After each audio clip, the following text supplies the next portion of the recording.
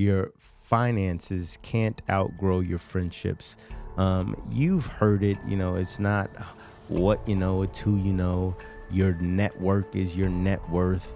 And the question is that really true?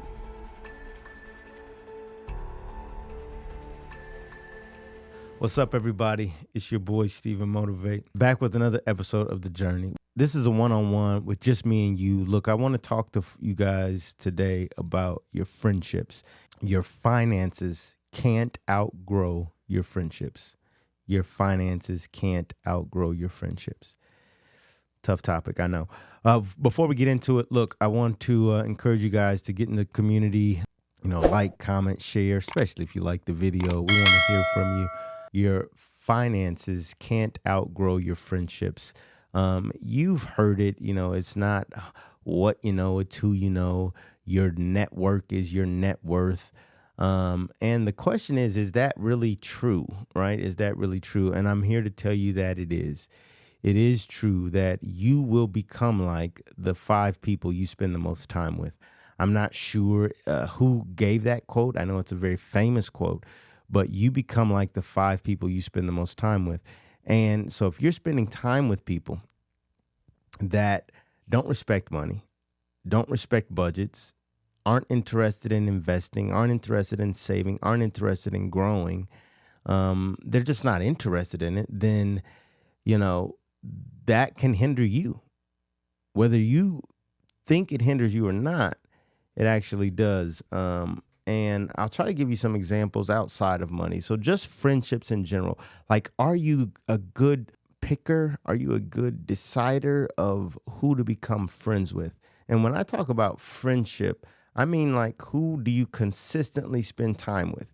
Who are you talking on the phone with? Who are you texting? Who are you sharing memes and videos with? And what's the course and path of that person's life versus the life and the path you want to be on? And, at different stages in our life, it's a lot easier to meet people. And so this talk is not really for young people that haven't matriculated past college. But once you get out of college, this is for you. Once you've been at your first job or your second job, or, you've started a family, depending on what stage you are in life, the real key is you need friends that are at similar stages. Any married man, right? Your wife doesn't want your top 5 friends to all be single men. They just don't. Now, it could be for a season, but if you're 5 years into your marriage or a decade into your marriage, and your spouse's friends are all single and you're married, there's a conflict there. And it's common sense, but we forsake it. We don't think about it that much because, hey, this is my homeboy, this is my homegirl. But what happens is you guys start to be in different paths. You start to be in different lanes. You start to have different demands on your life and your time. I don't go out anymore, not because I didn't like going out, drinking, clubbing, hanging out. That was fun, but I'm not at that season of life anymore.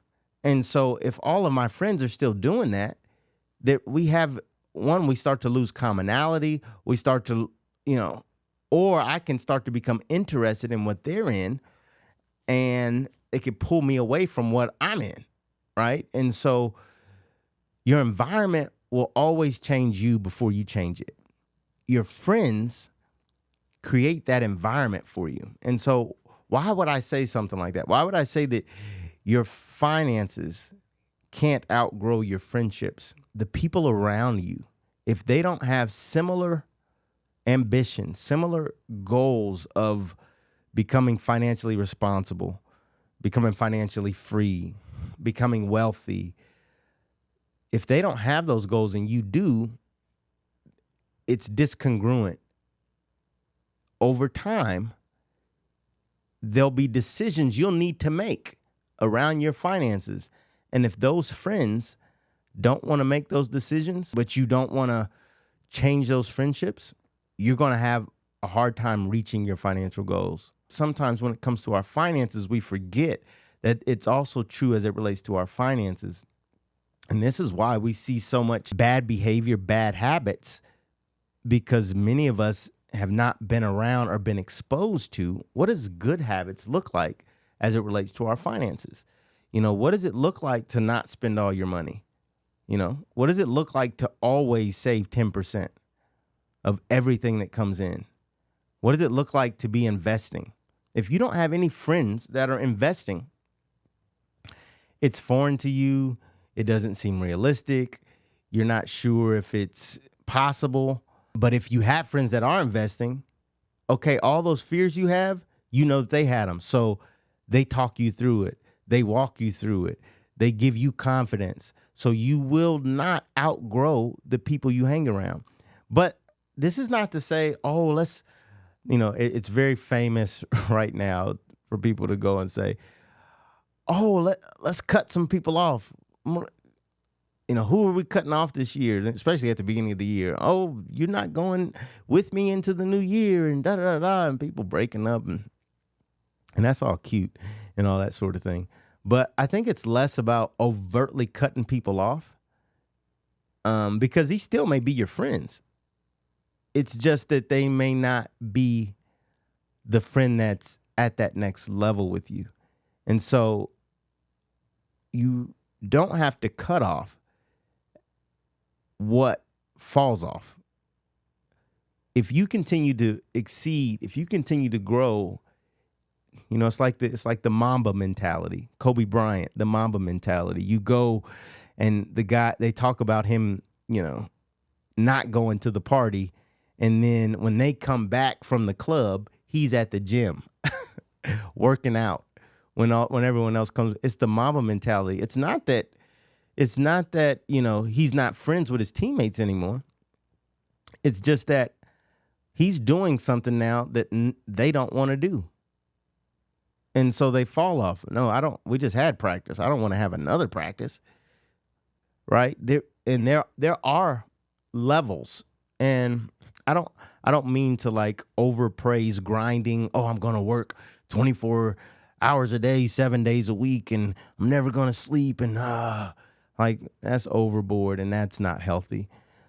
But there is a mindset that comes with achievement and success and building a firm financial foundation that's going to require you to not make the same decisions as everyone, right? So I remember one of the decisions I made when I first moved to Charlotte. I was making, nearly six figures at the time. I was younger.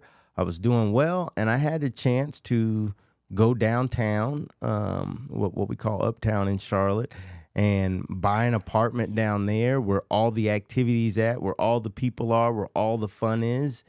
And something in me said, no, I'm not going to do that. I'm not going to spend that much money on an apartment.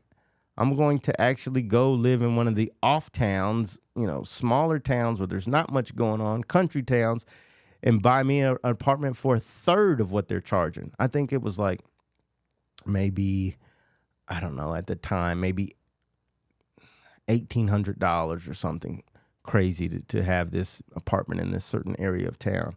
So I went way away from the town and got an apartment for $600, a third of what they were charging. Now, some nights I was bored. I didn't meet as many people, and something can be said for that. Maybe you're not meeting as many people and da da da. But now that I look back over my life, I realize that based on the statistics, with the amount of money I've saved, with the amount of money I've invested financially, I have a firmer foundation than the average person my age. So what led to that? Well, I had to make a decision at some point to not do what everyone else was doing. And, that can be tough because the action, the party, the fun stuff is happening somewhere else. I remember, everyone is like, oh, after college, I don't want to move back in with my parents. Well, I did move back in with my parents.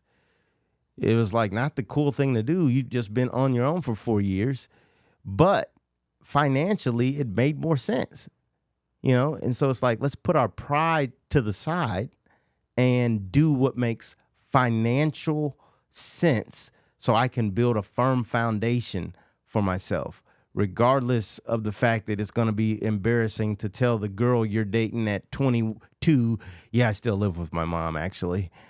Sorry, you probably can't come over. But you might have to be a nerd for a little bit just to build a firm foundation. And what I'm saying is that will no doubt separate you from others, as it should. If everyone wants to go out and you don't want to go out, if everyone's going to spend the money and you're going to save the money, that's a separate thing. So you're going to have to be different. 3 things that you need to think about as it relates to friends and picking friends and making good decisions. Again, I said this before, you'll never outgrow bad friendships or bad environments. You'll never outgrow them. Bad friendships, bad environments will stick to you like glue and keep you stuck. And the thing about bad friendships, again, it's not about cutting people off. It's about you making a decision to do things that they don't do, that they're not modeling, behavior that they're not modeling. And then there naturally becomes a separation. So, Mackenzie and I were talking before this and briefly, and the question is, well, what if somebody's not financially doing well? Does that mean I can't be friends with them? No, that's not what we're saying. What we are saying, if they are consistently not making the same decisions that you're making, then there's naturally going to be a separation. And don't you try to, don't try to grasp for people that are at the bottom of the mountain when you're trying to go up, because it's going to pull you back down. I already said this, but we'll say it again. You will become like the 5 people you spend the most time with. You must be distinctively and decisively separated from losers. And that sounds harsh. But what I mean by that, I'm not talking about people who lose.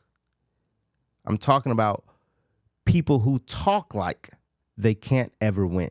You got to watch out for negative people. Negative people will mess up your finances. You need to find people that at least have that glimmer of hope that tomorrow may be brighter. They have a sense of things can improve for me. So those are the people you want to look out for. Stay away from people that do negative talk. But there was a sign for me when I was younger that I knew I needed to do something different. And here was my sign. It was whenever I broke my phone. Whenever, I don't know why, something would be happening and I'd just be walking and moving and I'd just slip and phone shatter. And that to me was always a sign like I need to have a self-evaluation. What am I doing in life? And I don't know why those 2 things connected for me, but it was just like, it felt like bad energy to me. Why did I just all of a sudden clumsily, why are bad things happening? And for me, that was like, it was a good time for me to think, pray, meditate, get into a space, okay, like, God, what am I doing in life where I'm becoming careless, right? Because it's like nothing happened that made me drop my phone. It was almost like forces beyond myself. It's just like my fingers forgot how to work, or my hands, and I'm just fumbling over myself. And to me, that was always a sign, and it would happen often. And so it happened often enough that it was like, okay, it hasn't happened in a while. So I'm hoping that things have gotten a bit better. But negative talk, watch out for negative energy where things are just, bad things seem to follow. We don't talk about this a lot here, but we've got some cool stuff coming up with pop-up podcasts where we talk about spiritual things and negative things and even demonic things that can mess up. Sometimes people have bad energy on them, and you just don't want that around. And you just got to watch out for that, because that's a mindset thing. You want a mindset of a winner. You want a mindset of, we're going into this game and we're planning to win. Just the idea that, we can get this done. We can do things we haven't done before. We can go places we haven't been before. We can be more than what we've been. And that to me is a positive mindset. So, look, I hope that helps you. Choosing friends It's less of a choice of actually picking people. It's more a choice of picking behaviors. What behaviors are you willing to do as it relates to your finances? And if you do those behaviors long enough, the wrong people will fall off and you'll find yourself surrounded by the right people. It's not what you know, it's who you know. Your finances will never outgrow your friendships. I hope you stay motivated. And if this helped you, only got one request, that you share it with somebody else. All right, until next time, it's your boy StephenMotivate. Peace.